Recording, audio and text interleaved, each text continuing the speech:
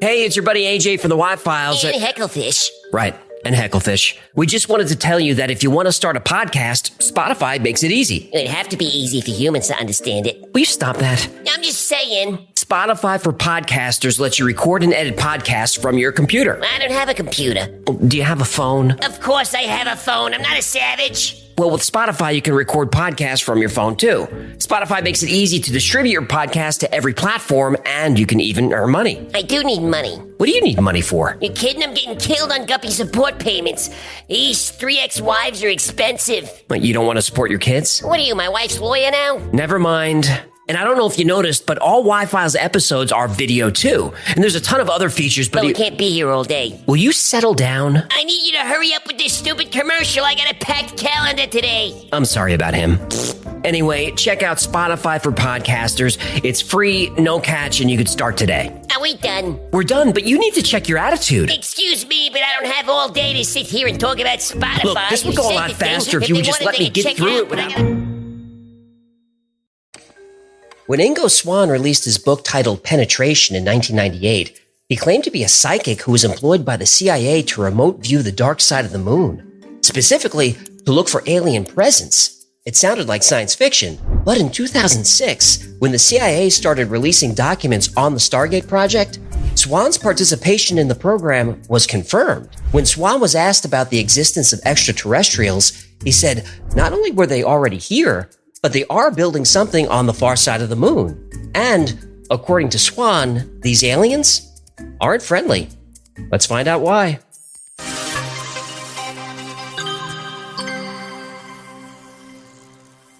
When Ingo Swann was a child, his family noticed he had psychic potential. When he got older, he wanted to explore this talent, so he began volunteering for experiments in ESP. At first, researchers tested Swann to see if he could influence plants with mental activity or alter the temperature of an environment using his mind. And Swann was successful enough that more and more scientists became interested in him. But it was a few years later where Ingo Swann would find his specialty. In the early 1970s, Swann was part of a study for the American Society of Psychical Research. And this study involved Swann sitting in a chair and attempting to project his consciousness into sealed boxes, which contained symbols that Swann would try to read. During one experiment, he was asked to see what he saw inside of a box, and Swann said he saw nothing, just darkness. The researcher was disappointed and said, "Oh, that's too bad, let's try something else." Swann said, "No, I see darkness because the light bulb inside the box is burnt out." The researcher was puzzled. He walked over to the box, opened it, and sure enough, the light was out, and a star was born.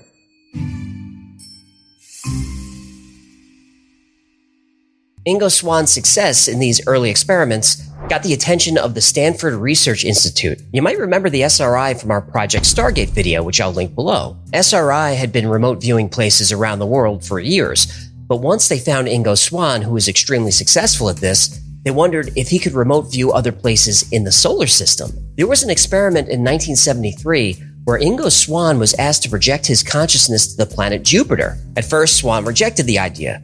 Ingo Swann never wanted to remote view anything that couldn't be confirmed. There are plenty of frauds who claim to have psychic abilities, and Swann valued his reputation. He didn't see any value in going to Jupiter if his observations couldn't be confirmed. But the researchers at SRI told Swann Jupiter was chosen because NASA had probes on the way there right now. So Swann agreed, and he made a lot of observations about Jupiter that the Pioneer probes soon confirmed. He saw a hydrogen mantle, rotating storms like cyclones. He mentioned high infrared readings, the colors of the clouds, and ice crystals in the atmosphere. The probes confirmed all of this? They did. Skeptics will say all these observations could be deduced, like, of course, Jupiter has violent storms, we can see them. Same with the color of clouds, infrared, and atmospheric ice crystals. Even if we can't see this stuff, we can deduce that they're there. But Swann saw something else, something new. He said he saw a ring around Jupiter, just like Saturn's ring. But Jupiter's ring, according to Swann, was much smaller than Saturn's and closer to the planet. He said it was made up of dust and tiny asteroids. This was not something we could see from Earth, or even assume was there. Did the probe see the ring? The Pioneer probes in 1973 and 1974 did not see a faint ring around Jupiter. Oh. But when Voyager 1 passed by Jupiter in 1979... Tell me there was a ring. There was a ring. Yahtzee! I am not this body. in terms of consciousness, and consciousness can go places where the body cannot. Ingo Swann was so accurate as a remote viewer that people began to take notice, specifically the United States government. Of course. In March 1975, Ingo Swann received a call at 3 a.m. He was told to go to Washington and visit the Museum of Natural History. There he should stand near the elephant in the central rotunda at noon. So he does. Right on schedule, a military-looking man approaches him and hands him a card. It reads, "Do not speak or ask questions. This is for our safety as well as yours. Please follow me." He's led to a car and seated next to another military-looking man, and in his book he calls these guys the twins. And twin number 2 hands him another card. It reads, "Please do not speak. We need to search you for listening devices." They do, and he's handed one final card. "We would like your help on a project suited to your talent. Are you comfortable in a helicopter?" Well, Swann takes a long moment, finally nods. The twins take the cards from Ingo Swann's hand, then a bag is placed over his head, and the car speeds away.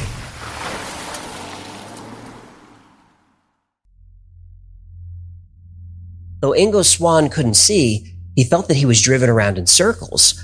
Eventually, he's led from the car where he hears a helicopter spinning up. His face still shrouded, he's buckled in and flown to a location in or near Washington, D.C. When the helicopter lands, Swann is led to a quiet building and then into an elevator. The doors open and the bag is finally removed. Swann blinks his eyes, adjusting to the light. Then a kindly-looking man introduces himself as Mr. Axelrod. Ingo Swann is obviously nervous, and Mr. Axelrod sees this. He smiles, tells him not to worry, that he's in no danger, and offers him a cigar. Swann gladly takes one. It's his brand. The men go to an office, sit and enjoy a cigar where Mr. Axelrod makes a proposal. Axelrod says he represents a group who would like Swann to participate in a remote viewing project. For his effort, he would be paid $1,000 a day in cash, which in today's money is over $6,000 a day. Inflation, huh? Yep. Are we going to talk about the Federal Reserve and what a scam it is? Not in this video. Audit the Fed! Okay, settle down. So, Ingo Swann really needs the money, but to get it, there are a few catches. First, he can't reveal any of this to anyone and can't speak of it for at least 10 years. The other catch is for the next few days, Swann isn't to leave the facility. He'll be provided with a comfortable room, TV, a gym, swimming pool, and anything he needs, but if he takes the job, he stays on site under constant surveillance. Now, Ingo Swann is quiet for a while. As crazy as the past few years have been, he's never been through anything like this. Mysterious calls in the middle of the night, clandestine meetings, subterranean facilities, and now a kind but strange man offers him a lot of cash for an unknown mission. Axelrod sees Swann processing all of this and finally asks if he agrees to the terms. Swann nods that he does. Axelrod puts out his cigar, shakes Swann's hand and says, "Good, get some rest. Tomorrow, we begin."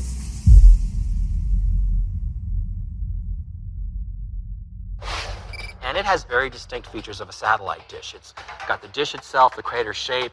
It's got a long spike that appears to come out of the middle. All sorts of stuff that looks exactly like a satellite dish on Earth looks. The next morning, Axelrod tells Ingo Swann that he'll be remote viewing the moon. And Swann is confused by this, but Axelrod reminds him, No questions. Right. And Swann is given a list of coordinates and goes through them one by one. Some locations, he doesn't see anything, but others he was able to view large cliffs, see craters, dunes of white powder, all the things you'd expect to see on the moon. Finally, Swann comes across something interesting and confusing.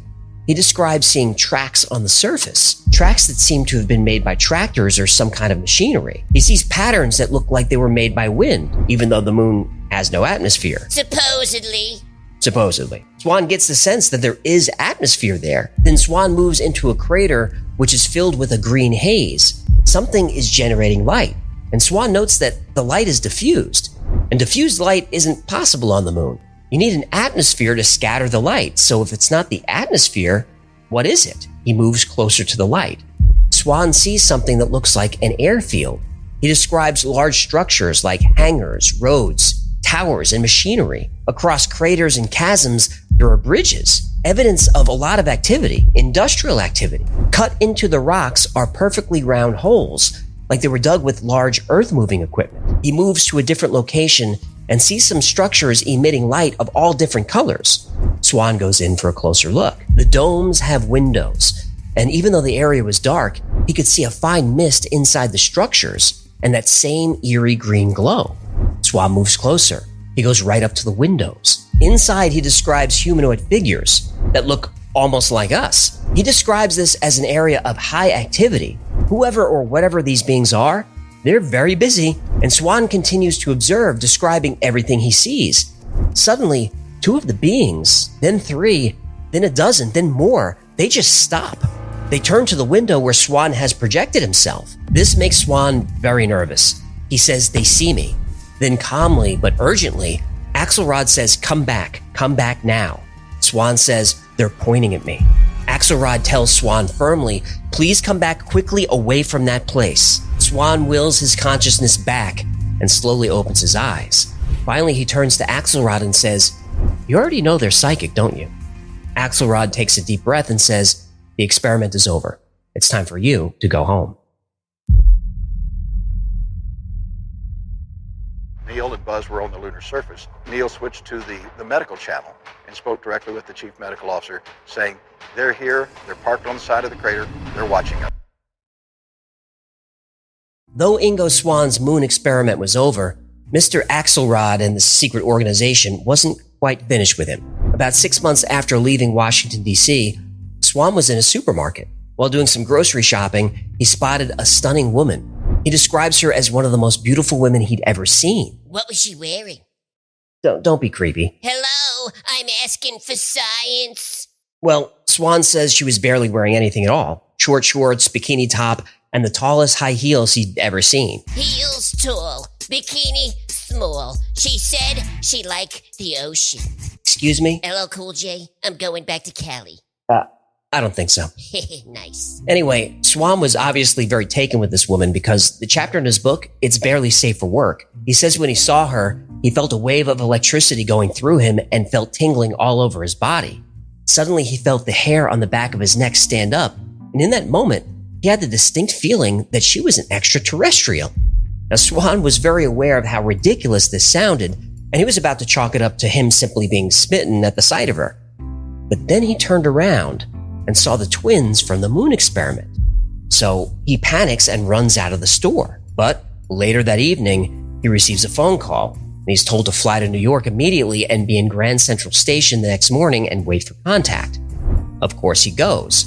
When he gets to Grand Central, he sees one of the twins standing near a payphone. He gestures at Swann to come over. The phone rings. It's Mr. Axelrod. Axelrod asks all kinds of questions about his interaction with the woman, and Swann relays the story. At first, Axelrod is suspicious. He demands to know if he knows her, if she saw him, if she might be following him. Now, Swann doesn't understand any of this, and he starts to become frightened and tells Axelrod he's never seen her before and has never had any contact with her. Now, finally, Axelrod tells Swann, just stay away from her. Swann asks who she is. Axelrod says, all you need to know is that she's very dangerous. Swann says he understands, and they chat for a while, and Axelrod asks him how his remote viewing success rate is doing. Swann says he's almost 65% accurate, but not quite there. So Axelrod says, when you get to 65%, write the number 65 on a note on your desk and leave it there. Tell no one, we'll be in touch. And just like that, Axelrod hangs up. And Ingo Swann doesn't hear from Axelrod for a year, but he finally gets his remote viewing success rate to 65%. And just as he was instructed, he writes the number on a slip of paper and places it on his desk and goes home for the night. Now, even though his office is locked and nobody knows the code, when he gets in the following morning, the note is gone.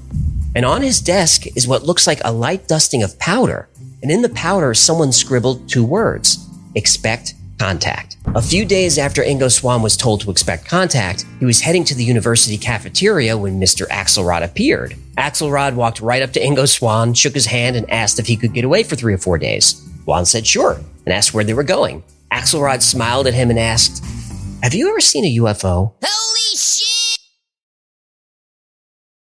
That didn't mean to keep it sound counter spacey, doesn't it? Do you hear that? That whistling sound?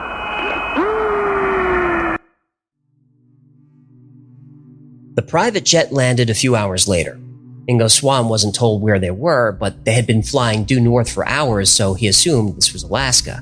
It was the middle of the night and very dark and desolate. Mr. Axelrod, the twins, and Ingo Swann then climbed into an unmarked van. Swann was given a thermalized jumpsuit and asked to remove everything metal. They drove 2 hours through winding mountain roads before stopping under a group of pine trees. Axelrod said that it's very important that we're as quiet as possible. It's a 45-minute hike to their destination, and they can't talk or make any noise whatsoever. Swann nodded in agreement, and they ventured out into the wilderness. The twins were wearing what Swann thought to be night vision goggles because he could barely see a few feet in front of him. In fact, during some parts of the hike, he had to be led by the arm so he wouldn't fall into a creek or a hole or stumble over unsteady ground. They finally arrived at the edge of a lake, and Swann asked what he was supposed to do. Axelrod whispered that he should just observe and observe in complete silence, and also to be as still as possible. Axelrod said they detect heat, noise, and motion like mad. Swann's eyes went wide and he mouthed the word, "They?" Axelrod just brought his finger to his lips as if to say, "Shh." So, the four men sat in silence for a long while until one of the twins made some kind of hand gesture. Axelrod said, "It's begun." At first, Swann didn't see anything, just a fog coming off the lake. But slowly the fog began to change. Swann said the fog was emitting light, at first neon blue, which slowly changed what he called angry purple.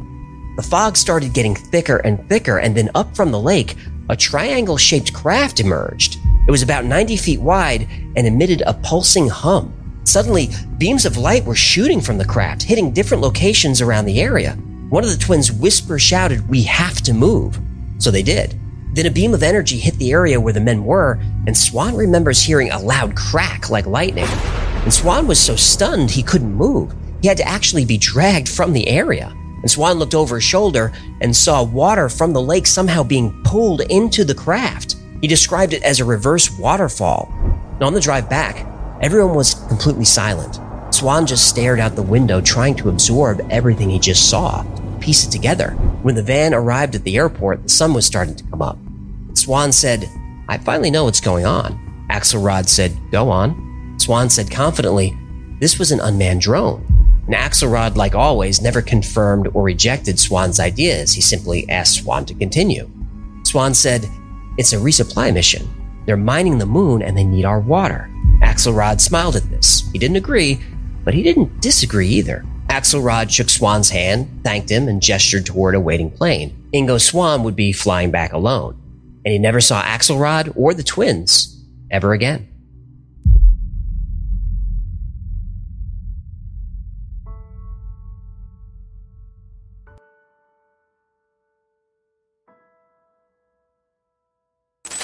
Ingo Swann kept his word and didn't speak of any of these events for years. He eventually published a full account of the story in his book Penetration, which I'll link below. It's a great book. Ingo Swann tells the story with a lot of flair. So if you're interested in stories like this, it's a must-read. But Oh, here we go. how much of this story is true? I hate this part. I know, but we have to do it. Yeah, I know. So let's break down Ingo Swann's story into its parts and see if we can figure out what really happened. We've got the Jupiter mission, the moon mission, the extraterrestrial woman, and the UFO encounter. So let's start with the woman in the supermarket. Ingo Swann felt that this woman was an alien. He thought that maybe an alien or android made to look like an attractive woman was following him. Now, this was the chapter that was most difficult for me to believe. So he didn't see a sexy E.T.? I think he saw the woman, but she was probably human. He was under surveillance by the twins, who we now know to be CIA operatives. I think the most logical explanation is that she was a Soviet spy. Honey pot. Yeah, I think so. This was the 1970s, and during this time, the United States and Soviet Union were in the middle of what you might call a psychic arms race. We know this from CIA records. We also know that the US was full of Soviet spies.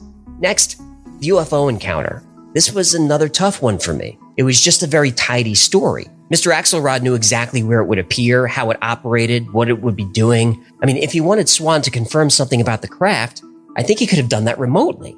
I mean, if Ingo Swann could put his consciousness on Jupiter, he could certainly go to Alaska. And in his book, Swann describes light rays shooting from the UFO that actually destroyed pine trees and even killed animals. I think this is something that could be confirmed pretty easily, but there's no follow-up on it. Now, as for Jupiter, Subsequent observations and probes to the planet confirmed a lot of what Ingo Swann said, and his discovery of Jupiter's rings is really a compelling story. We'd never seen those before, and they were confirmed by Voyager in 1979 and photographed by the New Horizons mission in 2007.